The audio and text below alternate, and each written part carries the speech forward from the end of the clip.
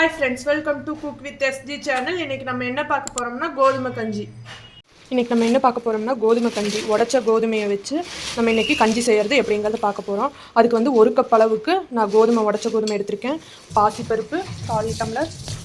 அதுக்கு carrot, beans, பட்டாணி, பச்சை மிளகாய் வேணும்னா பச்சை மிளகாய் இல்லைன்னா நீங்கள் வரமிளகாய் போட்டுக்கலாம். தக்காளி 1 தக்காளி, பெரிய வெங்காயம் 1, கொத்தமல்லி தழை, கருவேப்பிலை தழை.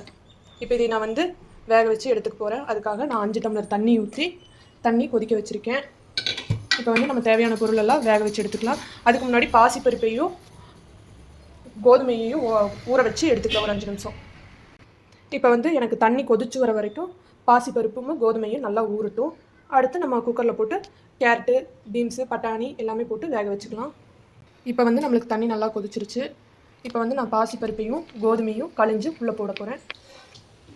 அலாசி எடுத்தாச்சு. இந்த கோதுமையை தண்ணியில் போட போகிறேன்.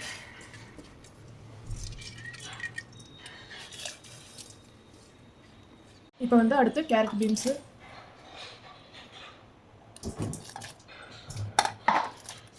பட்டாணி, இப்போ வந்து 1/2 ஸ்பூன் நான் மஞ்சத்தூள் போடுறேன். இப்போ வந்து நான் கல் உப்பு கொஞ்சம் போட்டு போகிறேன். நீங்கள் நைஸ் உப்பு வேணாலும் போட்டுக்கலாம். அடுத்து வந்து க்ளோஸ் பண்ணி வச்சு இப்போ வந்து இதை நம்ம க்ளோஸ் பண்ணி 3 விசில் விட்டு எடுத்துக்கலாம்.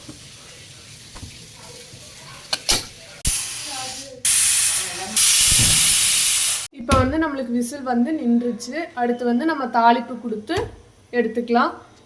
வந்து நம்ம தாளிப்பு கொடுத்துடலாம். அதுக்காக நான் அடுப்பில் வறுத்துட்டு எடுத்து போகிறேன். அடுத்து எண்ணெய் கம்மியாக, தாளிப்பு கலவா எண்ணெய். அடுத்து வந்து கடுகு 1 டீஸ்பூன் எடுத்துருக்கேன். ஜீரகம் 1/4 டீஸ்பூன்.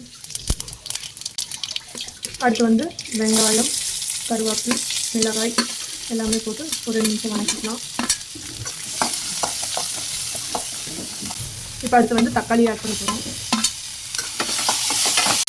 இப்போ வந்து நான் வெங்காயம், மிளகாய்க்கு தக்காளி கலவா உப்பு ஆட் பண்ண போகிறேன். அப்படியே வந்து கோதுமைக்கும் பாசிப்பருப்பு, கேரட்டு, பீன்ஸுக்காக உப்பு போட்டுருந்தேன். இப்போ வந்து இது கலவா போடுறேன். இப்போ வந்து நம்மளுக்கு விசில் அடங்கிடுச்சு.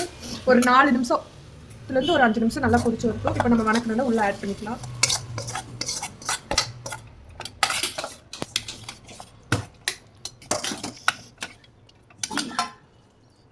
அடுத்து கொத்தமல்லி தழை,